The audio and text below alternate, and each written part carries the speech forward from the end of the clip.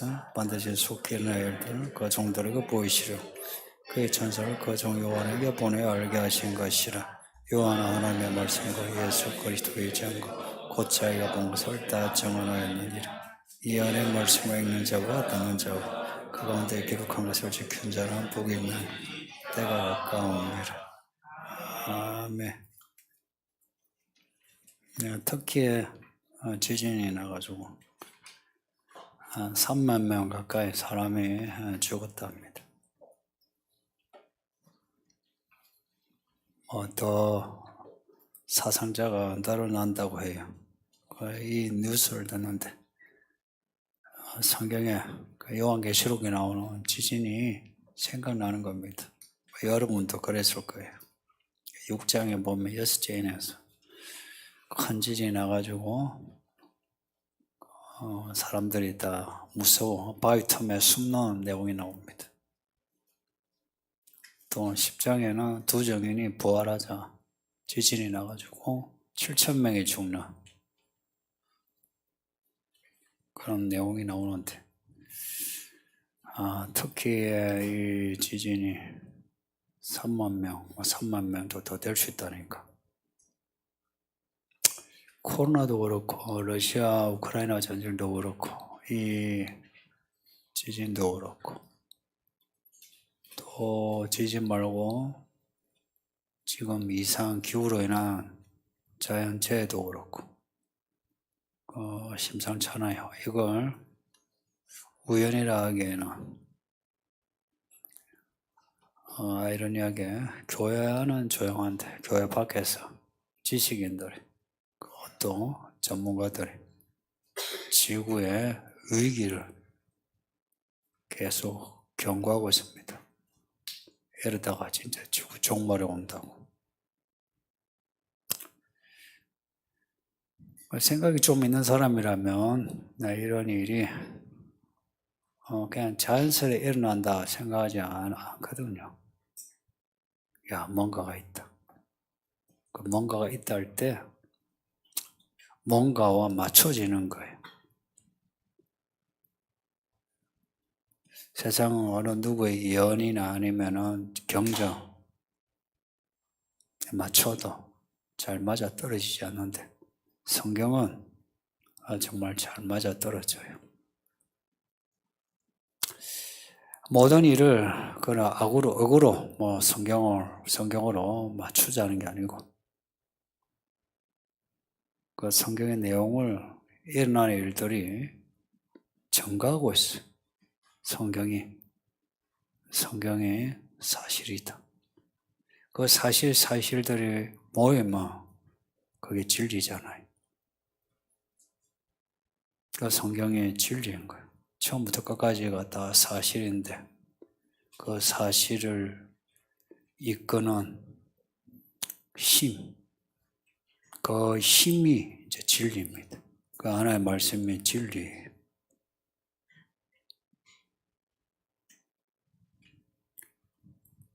그 6.25 때 겪은 분들이 교회 다니는 분들이 예수님 오시는 줄 알았다고. 유럽에 전쟁이 일어났을 때 지구 종말이 오는 줄 알았다고. 그 재앙을 겪으면 다 지구 종말을 생각하는 것 같아요. 그러니까 지금만 아니고 옛날에도 사람들 그 무의식 속에는 지구 종말에 대한 그 의식이 있는가 봐요. 무의식 속에 지구 종말에 대한 어떤 의식 있는 것 같아요. 사람이 힘들면 아이고 맙소사, 아이고 하나님. 그 영어권에서는 오 마이 갓 그냥 나오는 아이고 하나님 맙소사. 그 무의식 속에 들어있는 하나님에 대한 지식. 근데 성경은 이러한 사람의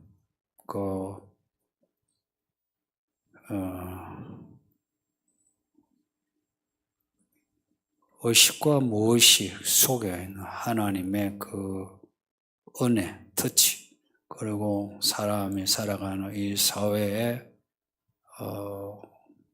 앞날, 또 사람이 살아가는 사회가 위치한 이 지구, 전체 지구에 대한 스토리를 체계적으로 기록하고 있어요. 사실 이 작은 책에 참 과거와 지금 그리고 앞으로 일어날 일을 체계적으로, 구조적으로 기록하고 있어요. 저는 성경을 읽으면 쭉 읽거든요.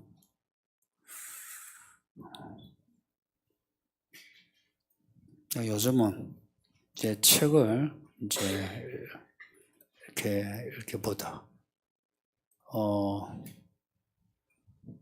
성경 구절들을 이제 모니터로 해서 한 절 한 절씩 읽어나가면서 한 절 한 절씩을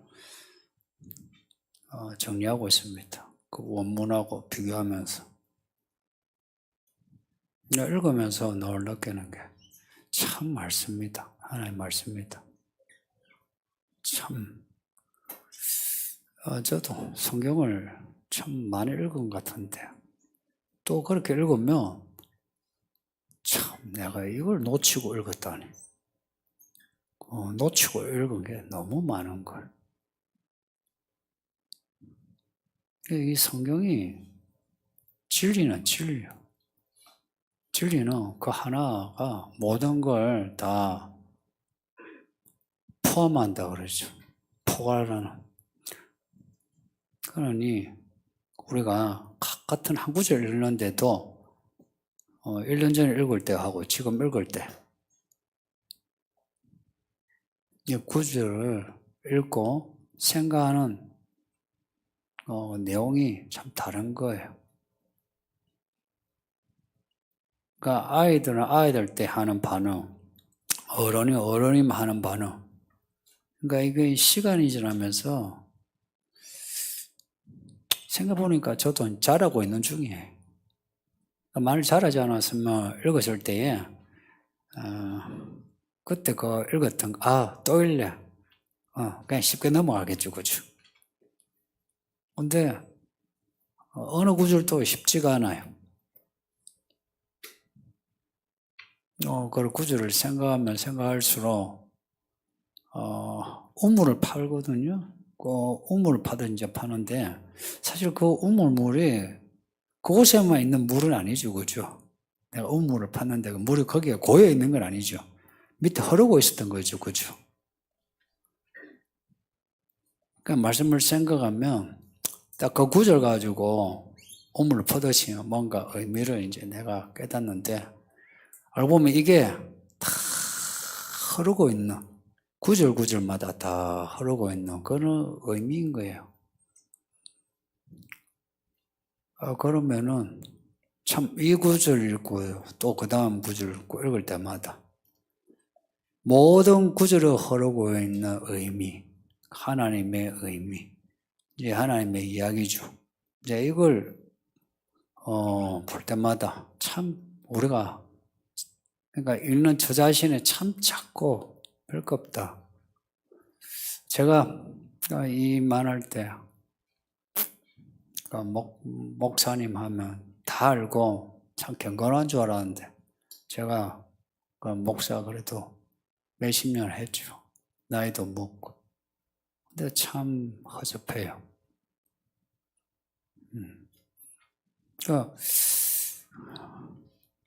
왜 이렇게 시간 갈수록 이렇게 허접한 자신을 보게 될까? 말씀이 너무 큰 거라. 여기 어른들, 어르신들, 연세 드셔도 하나님이 참 크신 분인 것을 알면 알수록 우리 어른들이 마음이 젊어질 것 같아요. 늙어지는 이유가 이런 거예요. 아이고, 뭐 다 됐다. 뭐 다 안다. 이러면 늙어지죠. 근데 하나님이 크시고 내가 기댈 때가 거기밖에 없다면 어때요? 마음이 아이처럼, 기도도 아이처럼 그냥 나오고 찬송도 아이처럼 되고 생활도 아이처럼 하죠. 공부하라면 이 아이들 보고 공부하라 하잖아요. 근데 어른들 보고 공부하라면 뭐랍니까? 아이고 나이가 들어가면 뭐 지금 공부하면 뭐하노? 아이고 다 잊어버려. 그렇죠. 근데 하나님의 큰 분인 거 알면 공부하라는 소리가 우리 아이들이 공부하라는 소리 듣고 공부하듯이 공부하는 거라.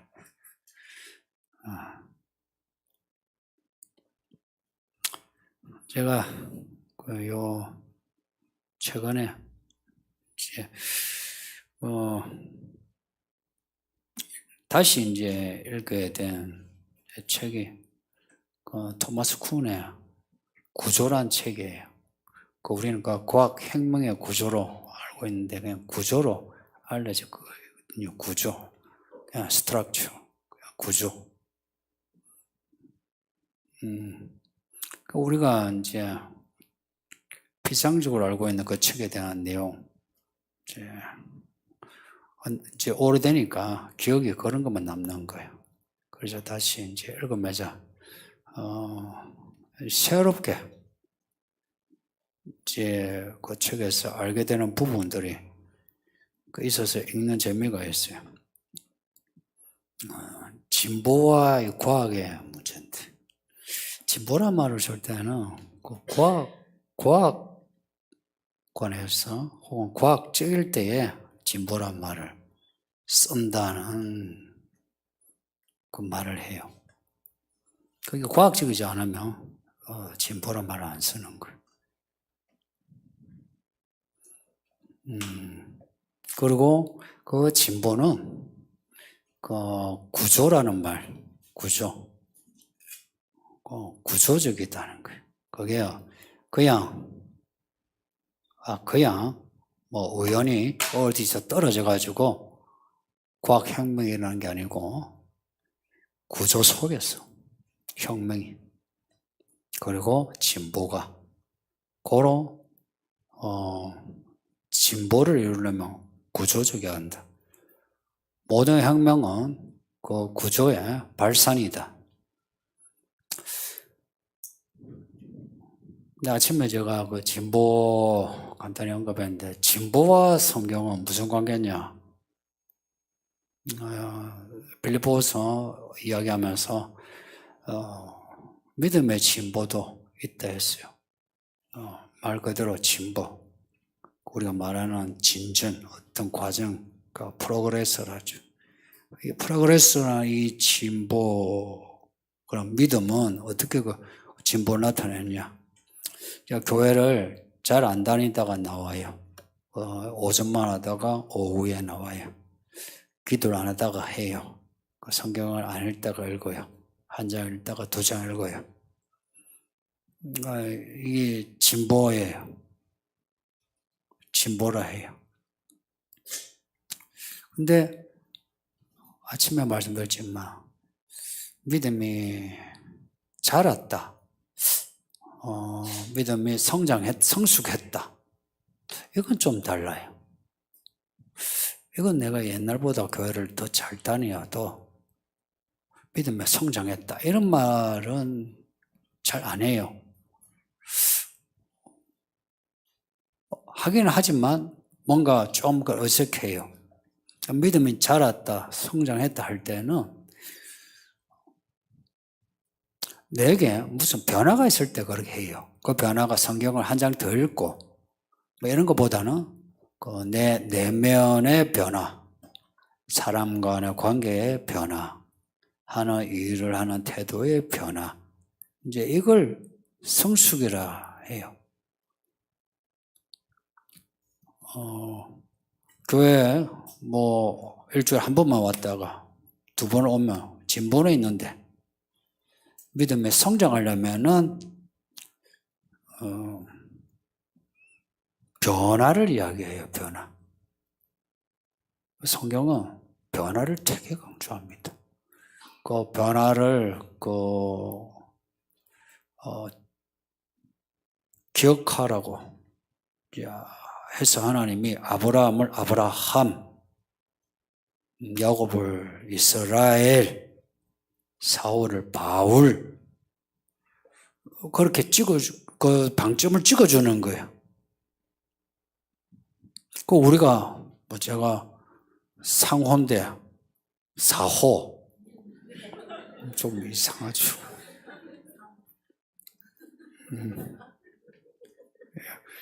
그거는 사실, 그렇게 하는 건 아니에요. 아닌데, 여전히 상호인데,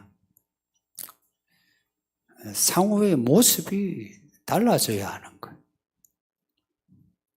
이게 이제 예배당에 와서 더 기도하고, 더 공부하고, 설교 더 잘하고, 이거는 진보인데,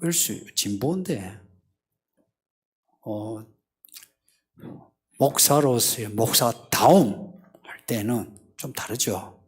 그거는 적어도 제가 전하는 말씀에 대해 완전히 살지는 않아도 살려고 치열하게 하는, 그리고 은행에서도 제가 말한 대로 다 못하거든요. 못하지만 참 하려고 하고 못한 게 돼서 마음 아파하고, 이 과정. 이 성경의 믿음의 자람은 그런 일들을 통해서 자라는 거예요. 그 흔히 그런 말 하죠. 아픈 만큼 성숙한다고. 그 믿음도 그래요. 그러니까 믿음으로 뭔가 하는데 좌절을 할 때 있죠. 기도를 했는데 일이 안 이루어져요. 그러면 실망해요. 또 상대적으로 누군가가 나보다 더 인정을 받고 믿음이 더 좋으면 나는 뭐지? 이런 생각. 또 나도 기도 많이 하고 싶어요. 근데 한 3분 하면 할 말이 없어. 근데 저기는 막 기도하고 방언하고 그래. 그러면 나 뭐지? 사실 이런 문제를 안 겪어본 사람 없거든요. 저도 참 많이 겪어요. 근데 진보는 그런 갈등이 없이 구조에서 혁명이라는 방식을 통해서 진보를 이루어요. 근데 믿음은 혁명이 아니에요. 야곱의 이스라엘 되는 그 과정을 생각해 보세요. 어떻게 되냐? 나 이 여자하고 결혼하고 싶으면 저 여자하고 결혼한 거라. 그리고 내가 돈을 벌고 싶은데 삼촌이 돈을 다 빼앗아가. 그래 해가지고 내가 돈 가지고 자식 가지고 이제 집으로 가는데 형이 군대를 이끌고 칼 들고 날 죽이려고 해. 인생이 너무 힘들어요. 난 믿음으로 시작했어. 근데 힘들어. 그 가운데 하나님이 하신 일은 있어요. 이만한 가족을 얻은 거예요. 근데 힘들어. 내가 이 직장을 얻고 이만큼 올라온 것도 참 은혜인데 힘들어. 그 힘든 중에 내가 그래도 하나님하고 씨름을 하려고 내가 다 놓아주고 하나님을 붙잡고 씨름을 한 거예요, 야곱이. 아브라함도 그런 거 아닙니까? 나이 100세란 게 뭘 의미합니까? 인생이 이제 끝 아니요. 다 놓아버릴. 그때에 그 이삭을 이제 낳았다는 이야기라. 그걸 보면은 아브라함 되는 이 성장이라는 이 성장점이 우리가 생각하는 그런 과학적인, 여러분 생각하는 믿음도 약간 좀 과학적이거든요. 뭐냐면 내가 이만큼 기도하면 이만큼 해주시고 난 이만큼 잘하고 내가 헌금을 이만큼 하면 이만큼 해주시고 또 내가 이만큼 잘하고 이제 과학이라는 게 그런 거예요. 그게 안 되더라 얘기입니다. 그게 안 될 때에 우리는 사실은 이제 두 반응이에요. 하나님 안 계시네. 그러니까 나대로 살란다 하고 가는 쪽. 여기 S예요, S. 야곱은 안 돼요. 정말 이제 막 다른 골목이나 했을 때에 나 하나님께 물어보리라. 다 내보내놓고 보세요. 가족 건너 보내고 재산 보내놓고 혼자 남아가라. 하나님을 이제 붙잡고 하나님께 묻는 거예요. 하나님, 나 좀 도와달라고. 나 복 좀 달라고. 복 달라고 한 거 아니에요? 여러분은 어떤 반응이에요? 그 야곱이 그 딱 하나님을 잡으니까 사실은 야곱의 뼈가 부러졌는데 이겼대요. 희한하죠? 뼈가 부러졌는데 이긴 거야. 고로 내가 살면서 예수님 만나 뭔가 부러져야 돼요. 나를 지탱하는, 나 자아를 지탱하는 뼈다귀 있죠. 여러분 한 뼈다귀 하시죠? 그 뼈다귀가 부러져야 돼. 이 글을 적은 요한이 보아하게 이 성격이 대단한 사람이에요. 불로 확 그냥 뭐 심판했으면 좋겠다고 그런 사람이에요. 근데 요한이 그런 사람인데 예수님 만나 따라다닌 거예요. 그래서 성질을 뭐 부리면서 따라다닌 거예요. 근데 예수님이 죽는 거 봤어요. 이게 무슨 일인가? 다 도망갔거든, 도망. 근데 예수님이 살아나셨어. 와, 이거는 듣기는 했지만 실제 이런 일이 일어날 수가. 부활하신 예수님을 또 따라다닌 거야. 또 배운 거라. 그리고 이제는 실수하지 않고 예루살렘에 남아서 기도하라 하니까 기도했어요. 기도를 했는데 성령을 받은 거라. 성령을 받는데 막 방언이 팍 터지는데 내용이 하나님이 일을 하는 거예요. 요한의 오늘 2절에서 고백이 하나님의 말씀과 예수 그리스도의 그 증거, 그걸 다 정언하노라 그래요.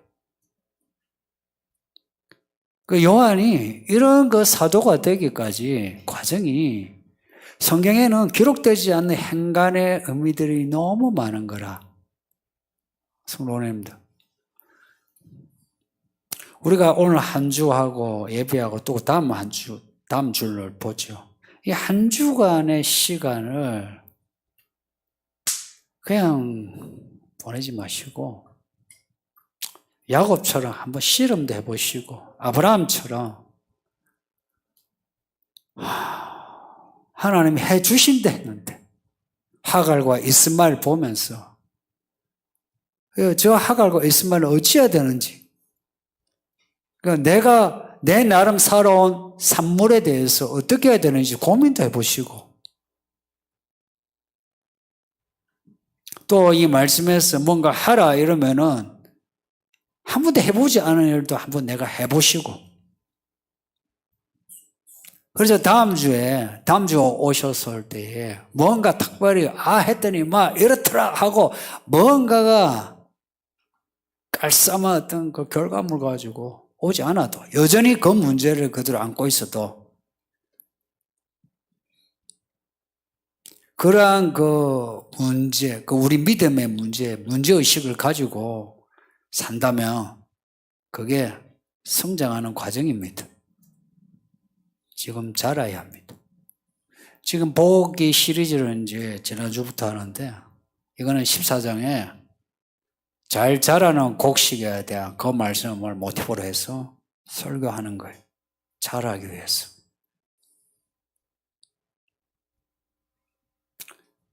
이 절에 보면 내가 다 정언하노라 그래. 증거, 예수 그리스도의 증거, 정언하노라.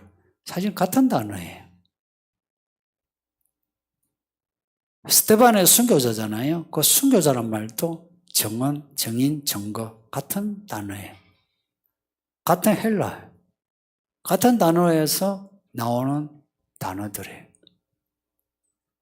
이게 뭘 의미하냐 생각하면 우리가 받은 이 말씀은 그냥 한 주에 왔다가 좋은 말씀이네 하고 돌아가는 게 아니라 이 말씀이 증거가 돼야 돼요. 무엇에? 예수 그리스도의 증거. 예수 그리스도의 증거예요. 예수 그리스도의 증거. 증거는 이 법에 증거 물정주의가 있어요. 보여야 돼.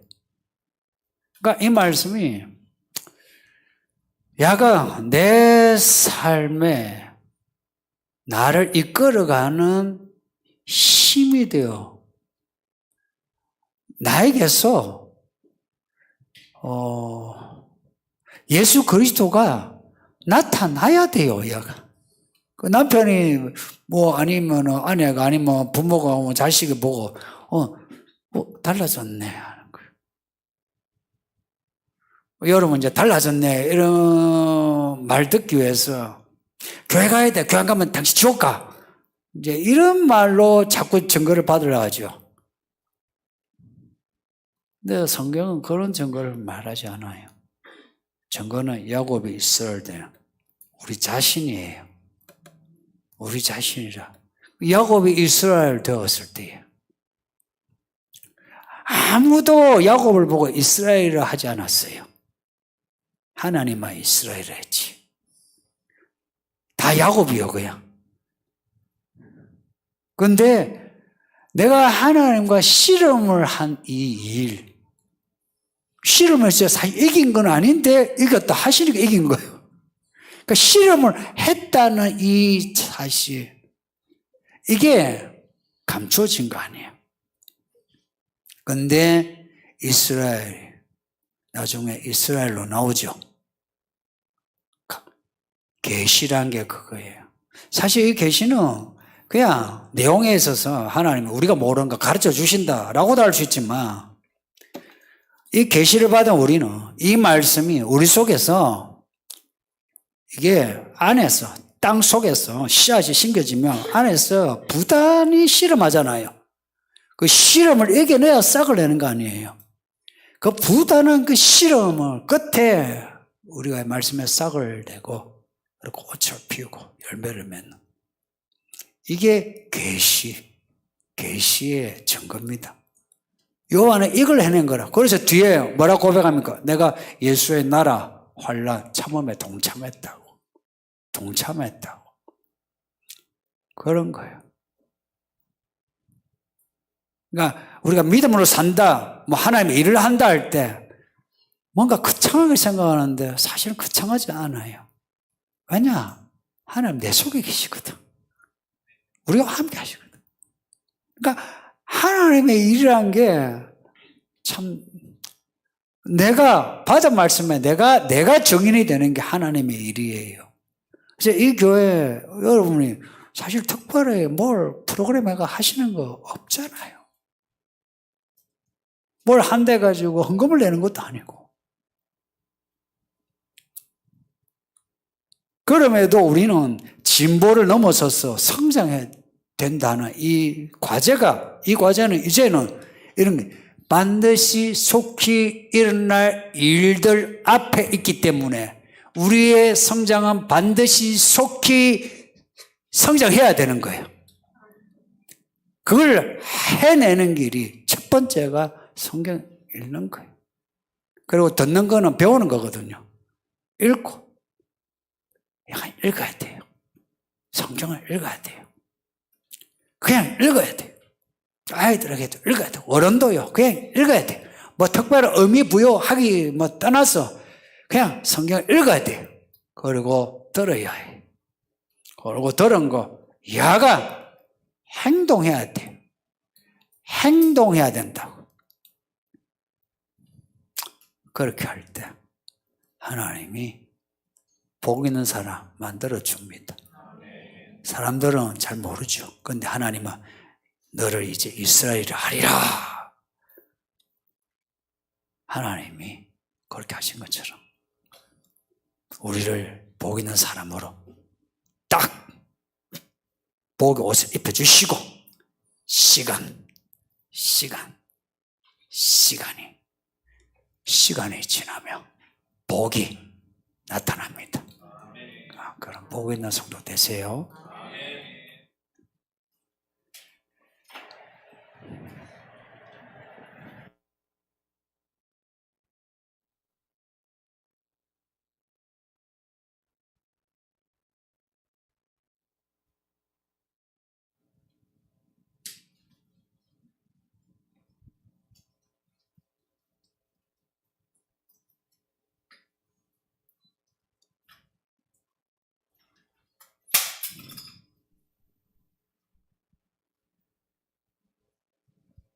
계시록에 언급된 주님께서 저희에게 주시는 권세는 어디서 행사할 수 있나요? 천년 왕국에서인가요? 아니면 이 세상에서인가요?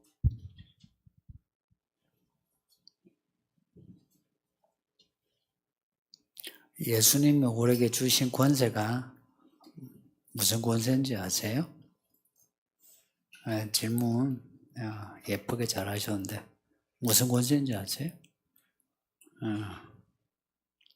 하나님의 아들의 권세.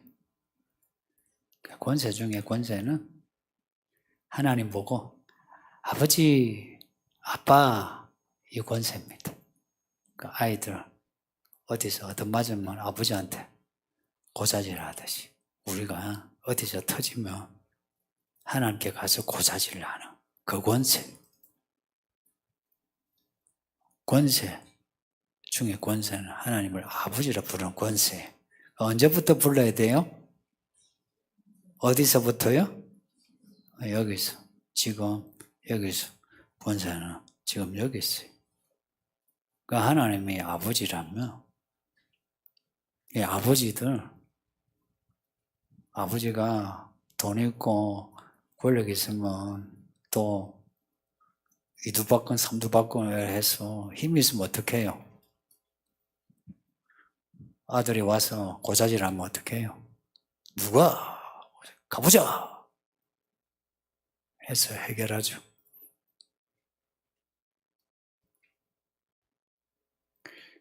그 권세는 내가 권세를 받았기에 내가 힘이 세진 건 아니에요.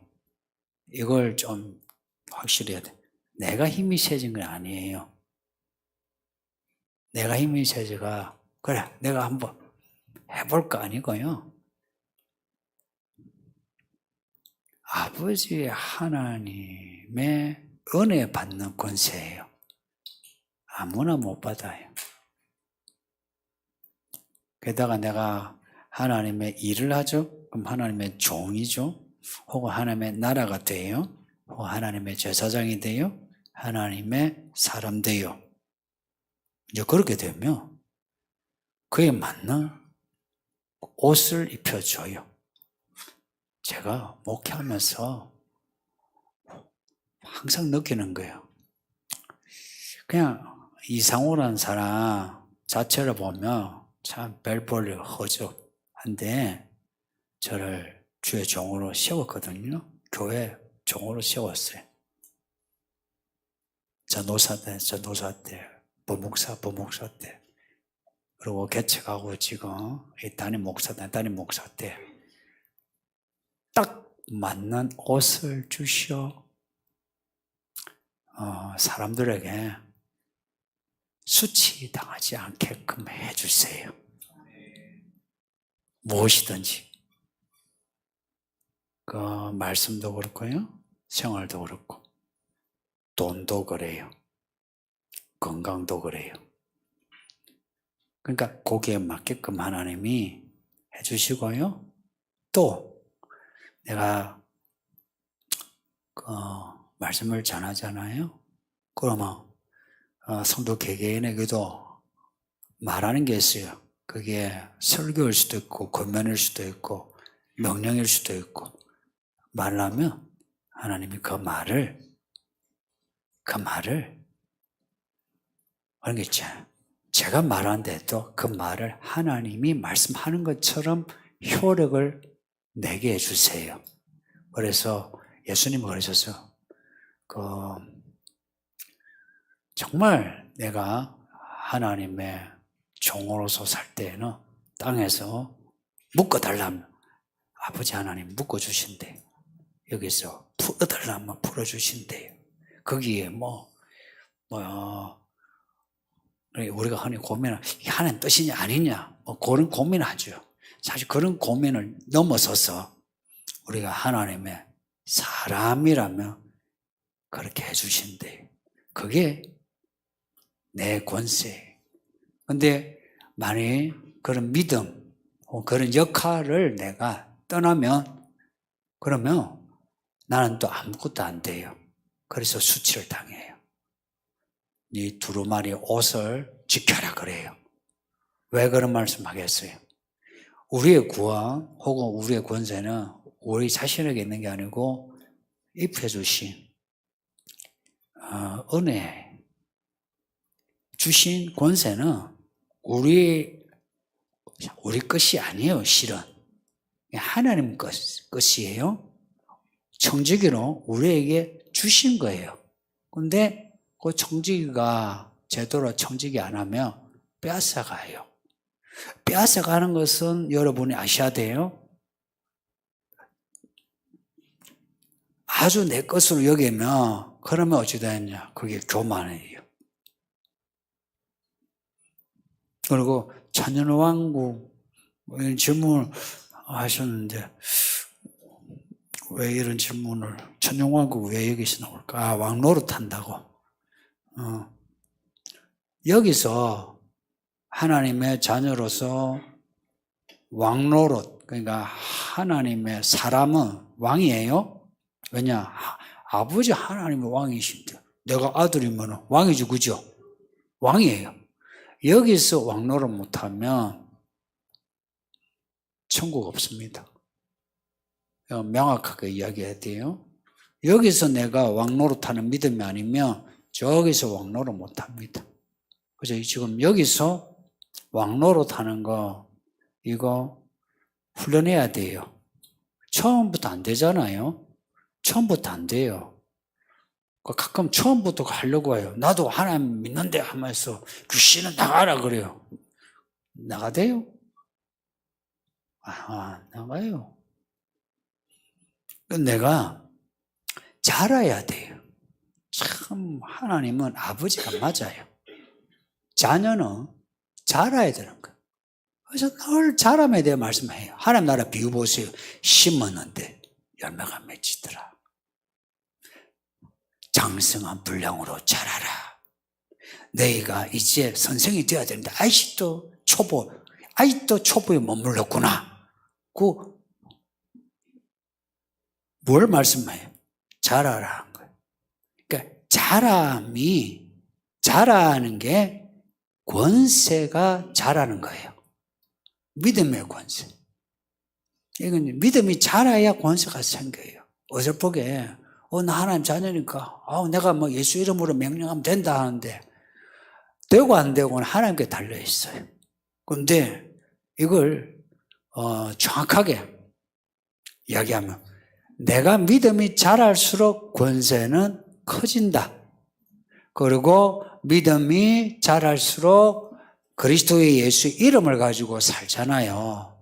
그러면 하나님 아버지는 하나님의 이름 명예로 사는 분입니다. 절대 하나님의 이름 똥칠 안 합니다. 그러니까 내가 하나님의 이름을 가지고 한번 살려고 해보세요.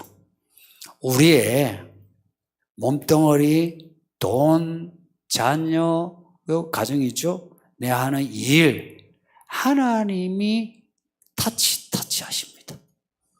터치 하실 때마다 이게 어떤 그 원인과 결과로서의 그런 사건이 일어나는 게 아니고 정말 나도 모르는데 함정가요. 이것저것들이 살아 움직여 일들이 이게 동인이 돼가지고 이게 모아져서 내게 하나님의 뜻이 이루어져요. 성경 이야기가 다 그렇지 않대요. 요셉 이야기 그렇고 다니엘 이야기 그렇고 다윗 이야기 그렇잖아요. 그런 이야기를 우리가 읽고 배워야죠. 그래서 오늘 우리가 받은 은혜에 대해서 먼저 겸손하게 엎드리세요. 감사합니다 하고 이 은혜를 내가 어떡하나 이래야 돼요. 나 뭐 은혜 나 거듭 나는데 나 집사인데 장로인데 목사인데 왜 나한테 뭐래? 난 하나님의 자녀인데. 그러지 마시고 하나님 은혜 앞에는 엎드려야 돼요. 엎드려 경배하는 내 생물과 24장로 그 모습 보세요. 거기서 엎드릴 때에 그 24장로가 어떻게 해요? 멜루간을 들으면서 엎드려요. 그러니까 우리가 받은 권세, 우리가 한 일들 그거요. 멜루간처럼 있잖아요. 그걸 벗어 엎드리세요. 이게 교회 종입니다. 여기에 특히 교회 일꾼이 될 안수집사, 장로가 될 남자들은 이걸 배우지 않으면 인생이 헛돼요. 잘 배우셔서 여러분도 구원받으시고 여러분의 가정도 다 구원받기를 바랍니다. 끝이죠. 제가 기도하고 마치겠습니다. 아버지 하나님 감사합니다. 오늘 주일에 아침부터 오후까지 이렇게 예배하게 하시니 감사합니다. 예배 때 주신 말씀 잘 듣고 생각하고 일상에서 하나하나 행동할 수 있게 하소서.